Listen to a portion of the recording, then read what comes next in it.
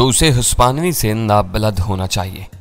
बातों के दौरान काफी देर गुजर गई। इस दौरान में सुल्तान शाह और गजाला भी जाग गए थे। मैंने उन्हें अपने पिंडी रवाना होने के प्रोग्राम से आगाह कर दिया, लेकिन उनकी शर्त थी कि वीरा अपने रूप में वहां नहीं पहुंचेगी। वीरा ने 1 घंटा सर्व करके मेकअप से एक ऐसा रूप धार लिया जिसने सब देखने वालों को हैरान कर दिया। हम दोनों एयरपोर्ट जाने के लिए तैयार थे। इस रूप में तुम्हारा नाम क्या होगा? मैंने वीरा की तरफ देखते हुए ऐसा सवाल दाग दिया जिसके जवाब में मौजू का तब्दील होना नागुज़िर था। मिस सेंथे कासेलो। वो दिलफ्रेज मुस्कुराहट के साथ बोली, ये बहुत दिलकश नाम है। वीरा की तैयारी के दौरान में मौका निकाल कर मैंने गजाला को बता दिया था कि माफिया वाले मामले में मुझे बेमिसाल कामयाबी हासिल हुई थी, जिसके नतीजे में हबीब जवानी का फितना हमेशा के लिए जहन्नुम हासिल हो चुका था। लेकिन मेरे और माफिया के रवाबत के बारे में उन दोनों को वीरा से मुकम्मल राजदारी बरतनी थी। फोन करने पर PIA के रिजर्वेशन ऑफिस से पता चला कि 7 बजे इस्लामाबाद रवाना होने वाली परवाज पर काफी नशिस्तें मौजूद थीं और हम कंप्यूटर नंबर लेकर 4:45 बजे तक एयरपोर्ट से बराह रास्त टिकट खरीद सकते थे। नंबर लेने के बाद हमने फौरन ही एयरपोर्ट की तरफ दौड़ लगा दी, क्योंकि उस वक्त 4 बज चुके थे और मैं उस परवाज से रह जाने का खतरा मोल लेने के लिए तैयार नहीं था। वीरा ने एयरपोर्ट पहुंचते ही उर्दू बोलकर मखसूस लहजा में अंग्रेजी बोलनी शुरू कर दी।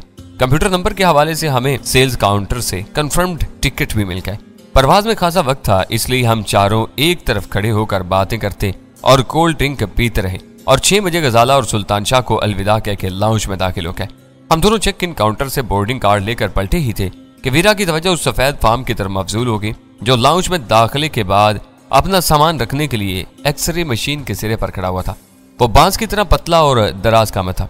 6 फुट से निकलते हुए मुनहनी से वजूद पर लिबास बेहंगम अंदाज में चल रहा था, जिसकी वजह से वो सफेद फार्म बेशतर निगाहों का मरकज बना हुआ था। यह अमेरिकी सफारत खाने का मिलिट्री अताशी रॉडनी ग्रे हिल है। वीरा ने सरगोशाना लहजे में मेरी मालूमात में इजाफा किया। इसका शुमार ताकतवर तरीन सफारतकारों में होता है, क्योंकि इसकी आखिरी रिपोर्ट के बगैर दोनों हुकूमतों में कोई दिफाई या फौजी खरीदारी का मुआहदा नहीं हो सकता। वो अपना मुख्तसर से सामान पटे पर रखकर पोर्टर के साथ मशीन के आखिरी सिरे पर आया तो यूं लग रहा था जैसे वो लंबे लंबे डग भरने के बजाय दौड़ रहा हो। ये इतना ही अहम सिफारती अफसर है तो इसी तरह आने की क्या जरूरत थी? ये VIP लाउंज इस्तेमाल कर सकता था। मैंने हैरत के साथ कहा, यह कुछ सनकी वाक़या हुआ है। आम लोगों में घुल मिलकर अवामी अंदाज में काम करने का दावेदार बनता फिरता है, लेकिन इसकी पेशानी पर हर वक्त सैकड़ों शिकने पड़ी रहती। ये चंद बरस पहले मेरा बॉयफ्रेंड रह चुका है। क्यों मेरा खून चला रही हो? इस बांस में हड्डियों और चमड़े के अलावा रखा ही क्या है जो ये किसी का बॉयफ्रेंड बनने के काबिल हो? उल्लू का पट्टा, बांस की औलाद, मैंने जल कर कहा और मेरे छाने से सर टिका कर खिलखिला कर हंस पड़ी। मैं मेकअप में ना होती तो ये तीर की तरह मेरी तरफ आता और हाय डार्लिंग कहकर जोंक की तरह मुझसे चिमट जाता, और तुम इस तसव्वुर ही में मरी जा रही हो, मैंने चिढ़ कर कहा और उसका बाजू थाम कर आगे चल दिया। त्यारे में सवार होने के बाद उस सनकी अमरीकी सफारतकार का अवामी अंदाज का दावा धरा का धरा रह गया, क्योंकि फर्स्ट क्लास में सफर कर रहा था जहां उसे टोकने वाला कोई नहीं था। दौरान परवाज मुझे अपनी संगीन हमाकत का एहसास हुआ कि मैंने अव्वल खान से जफर के दफ्तर का पता लिया था, ना फोन नंबर। मुझे अपनी गैर हाजिर दिमागी पर खासा ताव आया, लेकिन मैंने वीरा से उसका जिक्र नहीं किया। होटल से अव्वल खान को फोन करके भी वो मालूमात हासिल की जा सकती थी। इस्लामाबाद के एक बड़े होटल में पहुंचे तो पता चला कि जुमेरात की शाम तक वहां कोई कमरा मिलने की उम्मीद नहीं थी। वहां के पब्लिक फोन से दूसरे होटल फोन किया तो उन्होंने 2 दिन बाद रजू करने का मशवरा दिया। मैं बनाकर पलटा ही था कि फोन के करीब मंडलाता हुआ एक पस्ता कामिल शख्स मेरे पास आ गया। मैं बेहतरीन अकोमोडेशन का बंदोबस्त करा सकता हूँ सर, घर जैसा आराम और किराया आधे से भी कम। मैंने इस्तफसार तलब निगाहों से उसकी तरफ देखा तो उसने अंग्रेजी में मुझे अपने साथ आने का मशवरा दिया। रास्ते से वीरा भी मेरे साथ होली और मैंने उसे सूरत हाल से आगाह कर दिया। होटल के बरामदे से उतरने के बाद वो शख्स एक नीम रोशन गोशे में गमलों के करीब रुक गया। सेक्टर F8 में हसीनो जमील जंगल के किनारे आबादी के सिरे पर 7 कमरों का गेस्ट हाउस है। Full carpet, king size bedrooms, heater, shower, गर्म ठंडा पानी, सुबह का नाश्ता और किराया सिर्फ 700 रुपए। उसकी जुबान मशीनी अंदाज में चल पड़ी। ये मरगला के दामन में बेहतरीन गेस्ट हाउस है जिसे मिस रूही चलाती है। बाकी सहूलतें? मैंने बाएं हाथ का अंगूठा अपने दहाने की तरफ ले जाते हुए कहा। ओह यस, वो खुश होकर बोला। हर चीज इन हाउस दस्तयाब है। गाड़ी, फोन और वीडियो से लेकर अस्काज तक हर चीज फराम की जाती है और कमरों में मुकम्मल प्राइवेसी है। उसने 2 मरतबा हर चीज पर जोर दिया था, इसलिए मैंने उर्दू में आहिस्ता से पूछा, लड़की वड़की? उसने एक नजर वीरा की तरफ देखा जो कहीं और खोई हुई थी, फिर मेरी तरफ झुक कर बोला, लोकल से फॉरेन तक सब मिल जाएंगे। मेरा ये कार्ड दिखाएंगे तो मिस रूही आपको हर लड़की की तस्वीरों का एल्बम दिखा देगी। उनकी लड़कियों का हर हफ्ते मेडिकल चेकअप होता है। कॉल पर आने वालियां अपना फिटनेस सर्टिफिकेट साथ लाती हैं। ऐसी सर्विस पूरे शहर में कहीं और नहीं मिलेगी। कालों की वजह से अब हल्की फुल्की तफरीह भी मौजी बीमारियों की सत में आती जा रही है। ये लोग पैसे के साथ साथ एड्स जैसी बीमारी भी साथ लाते हैं। मिस रूही के गेस्ट हाउस में कालों के दाखिले पर सख्त पाबंदी है, इसीलिए वो महफूज है। उसने अपनी जेब से एक कार्ड निकालकर मेरे हवाले कर दिया। मेरे लिए वो इंकिशाफ हैरान कुन था कि इस शहर में वो गंदे धंधे इस कदर मुनज्जम पैमाने पर फरोग पा रहे थे और मुक्तदिर तबके अपनी नाक के नीचे देखने से कासिर थे। मुझे उस शख्स की बातों में दिलचस्पी महसूस होने लगी। तुमने मेरे दिल में मिस रूही के लिए तजस्सुस पैदा कर दिया है। वो अपनी तस्वीर का एल्बम भी दिखाएंगी। मैंने उसी जैसी डराई का मुजाहरा करते हुए सवाल किया। वो हौले से मुस्कुरा दी और कदर शर्मा कर बोला, वो बहुत शरीफ खातून है। मुस्तकिल मेहमानों के बढ़ते हुए दबाव पर उन्होंने इन तमाम आसाइशों का बंदोबस्त किया है। वो खुद तो सिर्फ गेस्ट हाउस चलाती हैं। आपके साथ ये खूबसूरत लड़की है, आपको भला लड़कियों की क्या जरूरत होगी? ये तो जहाज से साथ हो गई है, एक दो दिन में दिल भर गया तो मिस रूही से बात करनी होगी। मैं किसी वक्त आपसे मिलूंगा। वो मुसलसल चर जुबानी का मुजाहरा किया जा रहा था। आपका दिल भर जाए तो इसे मिस रूही से मिला दीजिएगा, ये खुशी से उनके साथ रहना पसंद करेगी। इससे इज्जत और तफरीह के साथ माकूल आमदनी भी हासिल होगी। 2 फ्रेंच लड़कियों को तो एक वजीर साहब मकामी शहरियत भी दिलवा चुके। वो इंतहा थी। मेरे खून में अचानक ही हिद्दत पैदा होनी शुरू की और मैंने उससे फौरन ही टैक्सी मंगवाने का मुतालबा कर दिया। उसने फिजा में हाथ लहराया और फौरन ही कहीं से एक चमकती हुई सफेद कार नमूदार होकर हमारे करीब आ रुकी। एक अकबी दरवाजा ड्राइवर ने खोला, दूसरा उस मेहरबान ने खुशामदाना अंदाज में खोल दिया और इस वक्त तक बंद नहीं किया जब तक मैंने अंदर बैठने के बाद उसे 100 रुपए का नोट नहीं दिया। मिस रूही के घर जाना है। मुझे सलाम करने के बाद उसने ड्राइवर को हदायत दी और गाड़ी चल पड़ी। रोशन और कुशादा सड़कों के शहर में सफर करते हुए मुझे यूं महसूस हो रहा था जैसे हम दोनों किसी तारीक और गंदे गड्ढे में गिरने जा रहे हैं। लेकिन अकामती सहूलतों के फुकदान की वजह से इस वक्त वो गंदा गड्ढा भी गनीमत था, वरना पिंडी में भागना पड़ता। मिस रूही नहायत पुरकशिश और बावकार खातून नजर आ रही थी। सर के बालों की आराई से लेकर लिबास की तराश खराश और इंतखाब तक में आला ज़ौक़ झलक रहा था। उसकी उम्र 30 बरस से कदरे मुतजावज रही होगी, लेकिन उसने मेकअप और सज धज के सहारे किसी लड़की का रूप धारा हुआ था। अगर मुझे उसके कारोबार के बारे में पेश की इल्म ना हो पाता तो मैं यकीनन उसको वही ताजीम देता जो हुस्न परस्त पारसा हसीनों को दिया करते हैं। गेस्ट हाउस की मालका होने के साथ मुंतजिम आला भी वो खुद ही थी। गेस्ट हाउस 3 मंजिलों पर मुश्तमिल था। ग्राउंड फ्लोर और पहली मंजिल के अलावा एक तहखाना भी था जो शायद बकिया इमारत से कहीं ज्यादा हसीन था। आबादी के सिरे और खुदरू जंगल के आगाज पर वाक़े वो मकान एक पहाड़ी के सिरे पर वाक़े था, जिसकी वजह से तहखाना 3 अतराफ से संगलास दीवारों से घिरा हुआ था, लेकिन जंगल वाली चौथी समत में वो सतह जमीन पर उभरा हुआ था। खुदरू झाड़ियों से ढकी हुई पथरीली ढलानों और इससे आगे गुंजान जंगल के हसीन नजारे के लिए इस समत में शीशे की दीवार बनाई गई थी, जिसके बाहर मजबूत आयनी ग्रिल नस्ब थी। अंदर हुरैरी और दबेज इकसाम के दोहरे पर्दे थे, जिनकी मदद से उस ख्वाबगाह में हस्बे मर्जी माहौल पैदा किया जा सकता था। इत्तेफाक से इस वक्त वही एक ज़ेरी ख्वाबगाह खाली थी। इस मुल्हिक का कमरे में कोई सरकारी अफसर मुकीम था। उस मकान की तामीर कुछ ऐसी थी कि हर मंजिल से निकासी के 2 रास्ते थे। उनमें से एक लाबी और इस्तकबालिया से होकर गुजरता था और दूसरा रास्ता बराह रास्त उससे गली नुमा गैराज में खुलता था, जो फाटक से शुरू होकर मकान की अकबी दीवार तक मुहित था।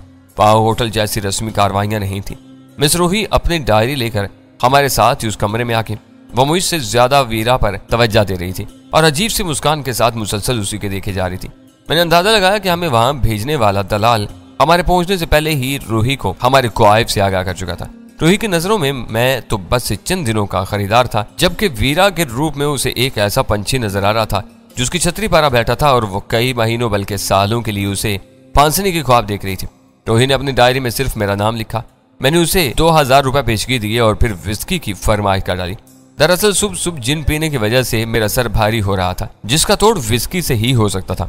रूही ने कशिश अंगेज मुस्कुराहट के साथ चंद नाम गिनवा दिए। आप कौन सी पीनी पसंद करेंगे? उसने अंग्रेजी में ही गुफ्तगू जारी रखी थी, क्योंकि वीरा बदस्तूर उर्दू से ना आशना बनी हुई थी। आप जनाब का इजहार उसके लबो लहजे से ही किया जा सकता था, वरना उसका लफ्जी खिताब तुम तक महदूद था, क्योंकि अंग्रेजी में गाली खाने और इज्जत मुआब कहलवाने वाले के लिए तो तुम और आपकी कोई गुंजाइश नहीं थी। तू का जुमाना शेक्सपियर के साथ लद गया और महमूद अयाज के लिए एक ही सफ बाकी रह गई थी। अपनी मर्जी से मंगवा लो, मैंने उसकी आंखों में झांकते हुए कहा, लेकिन 10 मिनट बाद। हाँ, तुम्हें फ्रेश अप भी तो होना है। मैं ब्लू लेबल या रॉयल सल्यूट ले आती हूँ। वो खुद साकी गिरी पर आमादा थी। इनका खुमार सुबह से पहले नहीं चढ़ेगा और कल काम का दिन है। ब्लैक लेबल या शेवाज ठीक रहेगी। मैंने मुख्तसर अल्फाज में वीरा को तमा के नीचे छुपे हुए उस भंगड़ खाने की असलियत के साथ ही अपने उस झूठ से भी आगाह कर दिया जो मैंने उसके बारे में बोला था। वीरा वो सब सुनकर खुश होगी। उसका ख्याल था कि तब्दीली के लिए वो एडवेंचर अच्छा रहेगा। इस इस्ना में मैंने 9 का हिस्सा डायल करके लाइन हासिल की और फिर अव्वल खान का नंबर मिलाने लगा। पिछली रात की कारगुजारी के बखेड़े समेटने के चक्कर में वो इस वक्त भी स्टेशन 4 ही में मौजूद था। वो कई सेकंड तक यकीन नहीं कर सका कि मैं अचानक इस्लामाबाद पहुंच चुका था। कम से कम मुझे ये तो बताओ कि तुम वहां क्या करना चाह रहे हो? आखिरकार उसने सवाल किया। कुछ भी नहीं, फिलहाल तो सिर्फ जफर से मिलने का इरादा है। उसके दफ्तर का पता दरकार है। मैंने कहा वो बेकार होगा, उसका दफ्तर नो एंट्री जोन में है, वहां चिड़िया का बच्चा भी पर नहीं मार सकता। तुम उसे फोन कर लेना, वो खुद तुमसे मुलाकात की कोई राह निकाल लेगा। अव्वल खान मुझसे उलझ रहा था, जबकि मैं ज्यादा वक्त बर्बाद करने के मूड में नहीं था। मैंने उससे जफर के दफ्तर के 2 नंबर लेने के बाद गुफ्तगू को मुख्तसर करते हुए फोन बंद कर दिया। रिसीवर रखते ही फोन की घंटी बज उठी। दूसरी तरफ से रूही बोल रही थी और उसकी आवाज में खुमार आलूद भारीपन नुमाया था। नादिर साहब, आप जरा सी देर के लिए मेरे पास आ सकते हैं?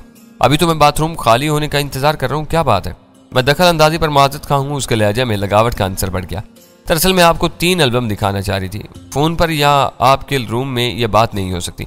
आज रात तो मैं इस एल्बम को देखना चाहूंगा जो मैं अपने साथ लाया हूँ। इससे मायूसी हुई तो मैं कल जरूर बात करूंगा, मगर तुम्हारे एजेंट ने तो कहा था कि तुम उसका कार्ड देखे बगैर किसी पर एतमाद नहीं करती। आपकी बात और है। उसकी आवाज धीमी होगी। हनीफ ने मुझे फोन पर सब कुछ बता दिया। मुझे जानने में गहरी दिलचस्पी है कि क्या मैं तुम्हारी तस्वीर भी देख सकूंगा? वो धीमे से हंस पड़ी और बुरा माने बगैर बोली, मैं प्रोफेशनल नहीं हूँ, लेकिन आपको देखने के बाद दोस्ती करने की ख्वाहिश पैदा होगी है। कोई जिंदा पैकर सामने हो तो उसकी तस्वीर की क्या जरूरत रह जाती है? मेरा ख्याल है कि मैं यहाँ अच्छा वक्त गुजार सकूंगा। मैंने खुशदिली के साथ कहा। फिलहाल तो मुझे अस्काज का इंतजार है। मिस सेंते बाथरूम से निकलने वाली है। मैं 5 मिनट में सामान भिजवाती हूँ। मेरे पास सिर्फ शहबाज रह गई है, वही चलेगी। लेकिन तुम तो खुद साकीगिरी के मूड में नजर आती थी। उसने खुशकल्की से मेरी बात काटी। मैं कबाब में हड्डी बनना पसंद नहीं करूंगी। आज सेंते ने आपको बहुत ज्यादा मुतासर किया हुआ है। आप उसे देख लें, हम कल भी मिल सकते हैं। तुम हसीन होने के साथ ही बहुत समझदार भी हो, ऐसा कम ही देखने में आता है। शुक्रिया और शब बखैर। उस्मानी के लहजे में वो फिक्रा अदा करके इंतकाम बंद कर दिया। चंद रोज पहले की बात थी कि मैं बैंकॉक में होने वाले घरौने धंधों के बारे में सोच सोच कर पागल हुआ जा रहा था। जहाज पर सफर के दौरान टकराने वाली रोजी नामी थाई नायिका की शर्मनाक सरगर्मियों ने मुझे हैरान कर दिया था कि खुले बंदो जिस्मों का व्यापार करने वाली उस कौम के मुअज्जज लोग अपने कौमी इफ्तिखार को कैसे बहाल रखते होंगे। और अब मिस रूही मेरे सामने थी। थोड़ी देर बाद हमारे कमरे में तमाम लवाजम पहुंचा दिए गए। अस्काज का पहला लार्ज पैक खत्म करने के दौरान में हम दोनों रूही और उसके दलाल और उन लोगों के मुनज़्ज़म कारोबार के बारे में बातें करते रहे। गिलास खाली करके मैंने फोन संभाल लिया। मुझे मालूम था कि जफर फर्जशनास अफसर होने के साथ ही मुजर्रद भी था और अपनी रातें दफ्तर के करीब ही गुजारनी पसंद करता था। इस वक्त रात के 10 बजने वाले थे, लेकिन उससे राब्ता होने की मुहिम सी उम्मीद में मैंने उसका नंबर मिला ही लिया। तीसरी घंटी पर फोन उठा लिया। क्या वो STF का कोई कार्ड वगैरह था? उसने जफर का नाम सुनते ही मुझे लाइन होल्ड करने के लिए कहा और चंद सेकंड बाद जफर लाइन पर आ गया। अव्वल खान की तरह वो भी ये जानकर हैरान रह गया कि मैं इस्लामाबाद में मौजूद था। मैंने उससे यही जाहिर किया था कि मैं किसी जाती काम के सिलसिले में वहां आया था और इस मौका से फायदा उठाकर उससे मुलाकात करनी चाह रहा था। मैंने वीरा या अपने साथ आई हुई किसी लड़की का कोई जिक्र नहीं किया था। जफर को शायद ब्लैक हक ऑपरेशन के बारे में कुछ मालूम नहीं था, क्योंकि उसने उस बारे में कोई जिक्र नहीं किया था। देर हो जाने के बावजूद वो इसी वक्त आने के लिए आमादा था, इसलिए मैंने भी उसे रोकने की कोशिश नहीं की और गेस्ट हाउस का पता देने के बाद फोन बंद कर दिया। उसने आधे घंटे में पहुंचने का वादा किया था। मैं वीरा के साथ जफर से मुलाकात का प्रोग्राम तय करने में मसरूफ हो गया। मैंने रूही को इतला दे दी थी कि मेरा एक मेहमान आने वाला था, जिसके पहुंचते मुझे इतला दे दी जाए ताकि मैं ऊपर जाकर उसे खुश आमदीद कह सकूं। जफर मुकर्रर वक्त से कई मिनट पहले गेस्ट हाउस पहुंच गया। प्रोग्राम के मुताबिक वीरा बाथरूम में जा घुसी और मैं कमरे से निकलकर ऊपर चल दिया। वहां मुख्तसर सी लाबी में एक जोड़ा सोफे पर बैठा राजो न्याज में मसरूफ था। रूही अपनी उदेहड़ उम्र मुलाजमा के साथ काउंटर पर मसरूफ थी और जफर टहल रहा था। मुझे देखते ही उसने नहायत गर्म जोशी के साथ मुझे अपनी बाहों में भींच लिया। जफर के सांसों में अल्कोहल की मोहूम सी बू रची हुई थी, जिसने मुझे चौंका दिया। उसने मेरे सामने कभी शराब को हाथ नहीं लगाया था और मैं उसे जाहिर ही समझता चला आ रहा था। अगर जोहद के झटके में रिंद छुपा हुआ था तो मेरे कमरे में उसके इम्तिहान का पूरा बंदोबस्त था। मैं उसे अपने साथ कमरे में लिया। अंदर कदम रखते ही शीशे की दीवार के उस पार नजर आने वाले जंगल का नीम रोशन मंजर देखकर वो बहुत सा होकर रह गया। ये तो बहुत हसीन जगह लेकिन खतरनाक भी है। इस जंगल में गीदड़ और जंगली सुअर बकसरत पाए जाते थे, लेकिन कुर्बो जवार में आबादी बढ़ने की वजह से इनकी तादाद कम होती जा रही है। फिर भी ये जानवर भूखे हों तो शीशा तोड़कर अंदर आ सकते हैं। शीशे के पीछे लोहे की मजबूत ग्रिल लगी हुई है। मैंने वजाहत की। कमरे में रोशनी कम होने की वजह से वो ग्रिल पर गौर नहीं कर सका था। इस कमरे का हुस्न यही है कि अंदर मुलगजे से उजाले में महफिल सजी हो और बाहर पूरे चांद की रात हो। ये मकान बनाने वाले ने लोकेशन का भरपूर फायदा उठाया। अंदर बोतल के साथ एक हसीना हो। उसने शीशे की दीवार के साथ लगी हुई मेज की तरफ इशारा करते हुए कहका मारकर कहा, और बाहर गिदड़ों का शोर हो तो ये मंजर मुकम्मल हो जाता है। बोतल से चौक हो तो शेवाज हाजिर है। मैंने फौरन ही उसे पेशकश की। तन्हाई ज्यादा खलती है तो कभी कभार थोड़ी सी पी लेता हूँ। आज एक पैग लिया था, थोड़ी सी चल जाएगी। उसने बिला झिझक मेरी दावत कबूल कर ली। मैंने दानिस्ता उसे ऐसी कुर्सी पेश की कि उसका रुख बाथरूम के दरवाजे की तरफ रही और वीरा बाहर आते ही उसे देख सके। इस कमरे में तुम्हारे साथ और कौन है? उसने मेज पर रखे हुए 2 गिलास को देखकर मुतजस्सिस अंदाज में गहरे गहरे सांस लेते हुए सवाल किया। उसके तवज्जो का मरकज दूसरा गिलास था जिसके सिरे पर वीरा की गहरी लिपस्टिक के हल्के हल्के दाग नजर आ रहे थे। एक लड़की है, मैंने मानी खैर लहजा में कहा। उसके काम से यहाँ आया हूँ। फिर तो बस बाहर होंकते हुए गीदड़ों की कमी है। उसने हल्का सा कहका लगाया। तुम हमेशा अपना घर पूरा रखते हो। फिर उसने चौंक कर सवाल किया, वो तुम्हारे मकाओ के सफर का क्या बना? मैं तो तुम्हारी वापसी से पहले ही इधर आ गया था। बहुत तहलका खेज सफर था। कभी फुर्सत से मिल बैठने का मौका मिला तो सब कहानियां सुनाऊंगा। आखिर नतीजा ये था कि गजाला वहां से मेरी बीवी बनकर लौटी है। मैंने अपने और उसके लिए स्काच अंडेलते हुए कहा। उसने गर्मजोशी से मुझे मुबारकबाद दी जिसका मैं हकदार था, लेकिन उससे मुलाकात के बाद मेरी खलिश में कुछ और इजाफा हो चुका था। ऊपर भी उससे हाथ मिलाते हुए मुझे बेनाम सी उलझन सता रही थी। तुम्हारी साथी लड़की कहाँ है? उसने अपने गिलास से छोटा सा घूंट लेकर पूछा। बाथरूम में है, मैंने मुंह बनाकर कहा। जहाज पर शौक में पाकिस्तानी खाना खा लिया था, मिर्चों ने हाजमा उलट कर रख दी है। अब देखो कब तक नखरे दिखाती है। कोई गैर मुल्की है? उसने कदरे हैरत के साथ सवाल किया। यूरोप से आई है, मिस सेंथे कासेलो नाम है। दिलकश लड़की है, लेकिन उसके हाजमे की खराबी ने मेरा सारा मूड चौपट करके रख दिया है। 2 दिन बाद वो वापस चली जाएगी। बदहजमी वाकई बहुत गैर रोमानी बीमारी है। इस तकलीफ में उसे स्काच से परहेज करना चाहिए। वो तो इसी को अपनी बीमारी का शाफी इलाज करार दे रही है। मैंने कहा। इसलिए मेरे अकब से एक तहय्युर ज़दा आवाज उतरी।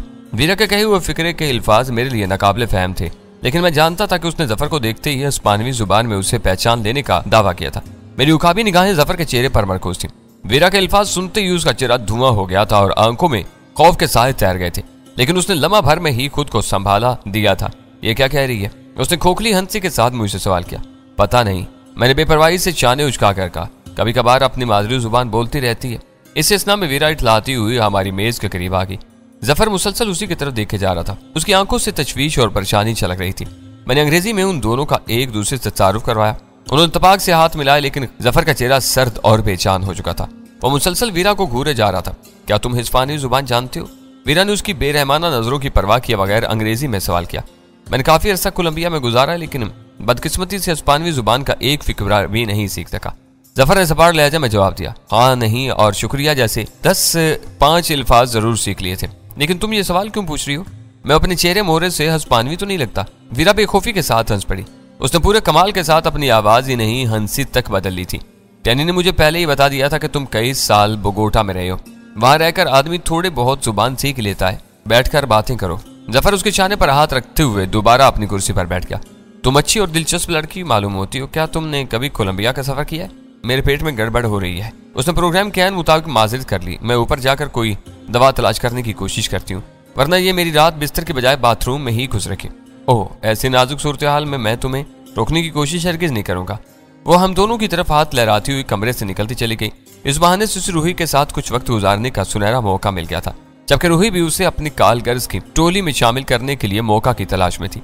वीरा के जाने के बाद जफर काफी देर तक अपना गिलास दोनों हथेलियों में दबाए खाली और ज़हनी के आलम में खामोश बैठा रहा, और मैं उस मौका से फायदा उठाकर उसके उन हाथों का जायजा लेता रहा जिनकी लकीरों ने उसकी जात के गिर्द महफूज तर दिफाई हिसार कायम किया हुआ था। ये लड़की कौन है? आखिरकार जफर ने ही वो सकूत तोड़ा। इसका खुदुखाल में वीरा की काफी मुशाबत मौजूद है। अगर इसका रंग और हुलिया बदल दिया जाए तो ये बिल्कुल वीरा मालूम होगी। तुम आवाज को भूल रहे हो, मैंने उसे याद दिलाया। वीरा की आवाज में मिठास और लोच है। सेंथे आवाज के इस हुस्न से यकसर महरूम है। वैसे तुम्हारा अंदाजा दुरुस्त है, सेंथे वीरा की फर्स्ट कजन है। First cousin? उसने हैरत से कहा। वीरा का तो कोई खानदान ही नहीं था। बाप की तरफ से वाकई खानदान नहीं है। सेंथे उसकी सगी खालाजाद बहन है। इसका मतलब है कि दोनों लड़कियां अपनी ननिहाल पर गई हैं। वो पुरख्याल अंदाज में बुड़बुड़ाया, फिर उसने अचानक गिलास उठाकर 2 बड़े बड़े मुसलसल घूंटों में खाली कर दिया। इन पर लानत भेजो, मैंने बेपरवायाना लहजा में कहा, और ये बताओ कि ब्लू क्रॉस डील का क्या हो रहा है? सामान धीरे धीरे मुंतकिल हो रहा है, लेकिन सेंथे तुम्हारे साथ क्या कर रही है? उसका ज़हन बदस्तूर वीरा ही में उलझा हुआ था और वो किसी और मौजू पर बात करने के काबिल नहीं रह चुका था। कहीं ऐसा तो नहीं कि वीरा से मुशाबत की बिना पर अब सेंथे तुम्हें पसंद आ गई हो? मैंने राज़ाना लहजे में पूछा। वो अचानक ही संभल गया और हंसते हुए बोला, अब मेरी वो उम्र नहीं रही है जब हर खूबसूरत लड़की से इश्क करने को दिल में चलता है। ये शौक अब तुम ही को सजता है। अच्छा, मैं चलता हूँ। वो अचानक ही कुर्सी छोड़कर उठ गया। अरे, अभी तो तुम आए हो और इतनी जल्दी जा रहे हो? मैं तो 2-4 घंटे बातें करने के बारे में सोच रहा था। बस तुम्हारा फोन मिला तो बेध्यानी में दौड़ा चला है। मुझे सुबह जल्दी बेदार होना है, फिर भी एक क्लास तो लो और अभी तो सरूर भी नहीं आया होगा। मैंने इसरार किया। फिर सही, अब मुझे जाने दो। उसने मुसाफिर के लिए हाथ बढ़ा दिया। वो एकदम ही रवानगी पर तुल गया था। आओ, मैंने उसका हाथ थाम कर कहा, मैं तुम्हें बाहर तक छोड़ दूंगा। जीने तय करते हुए हमारे दरमियान कदर कशीदगी जन्म ले चुकी थी। अगर जफर ही था तो फिर उसकी कशीदगी का कोई सबब नहीं था। वीरा के नमूदार होने के बाद से उसके रवैये में अजीब सी तब्दीली रुनमा हो चुकी थी। हम ऊपर पहुंचे तो लाबी खाली थी और इस्तकबालिया काउंटर पर उधेड़ उम्र औरत विराजमान थी। जफर ने वहां रुककर मुतजस्सिस अंदाज में इधर उधर नजरें दौड़ाई। उसे वाज़े तौर पर वीरा की तलाश थी, लेकिन वह मुझसे कोई सवाल करने की हिम्मत नहीं कर सका और हम दोनों बरामदा अबूर करके बगली पोर्च में उतर गए जहां जफर की गाड़ी मौजूद थी। कल किस वक्त मुलाकात होगी? मैंने उससे हाथ मिलाते हुए सवाल किया। वादा नहीं कर सकता, जब वक्त मिला फोन कर लूंगा। तुम मौजूद हो तो आ जाऊंगा। क्यों ना, हम तुम्हारे दफ्तर का चक्कर लगा लें। मैंने दानिस्ता उसे छेड़ा। जरा सेंते मरूब हो जाएगी। मेरा मशवरा मानो तो उसे मरूब करने की कोशिश करने की बजाय उससे पीछा छुड़ाने की कोशिश करो। सेंते मुझे खतरनाक लड़की मालूम होती है। शायद वीरा उसकी मदद से तुम्हारे गिर्द कोई नया जाल बुनने की कोशिश कर रही है। उससे आगे तुम्हें इख्तियार है। उसने झिझकते हुए मगर इस्तरारी अंदाज में अपने दिल की बात कह डाली। मगर क्यों, तुम्हें सेंते में क्या बुराई नजर आई है? और फिर वीरा ने ब्लू क्रॉस डील के मामले में हमारा साथ देकर अपनी नेक नीति का काबिल तरदीद सबूत दे दिया है। मैंने उसे उलझा दिया। बहुत सी बातें सिर्फ महसूस की जा सकती हैं, बताई नहीं जा सकती। मैं सेंती की तरफ से मुतमिन नहीं हूँ। वीरा भी गिरगिट की तरह रंग बदलने में बाहिर है। हो सकता है कि ब्लू क्रॉस डील से भी बड़े किसी चक्कर में हो। मैं दिल ही दिल में हंस दिया और वीरा के बारे में बिल्कुल वही बातें कह रहा था जो मैं उसके बारे में सोच रहा था। लेकिन कमाल की बात यह थी कि उसने एक बार भी उस हकीकत का जिक्र नहीं किया था कि बगोटा में कर्नल जैसी जोन्स के आदमियों में उसका कोई हम चक्कर भी मौजूद था। मैं आज इसे टटोलने की कोशिश करूंगा, मैंने उसकी दिलजोई के लिए कहा।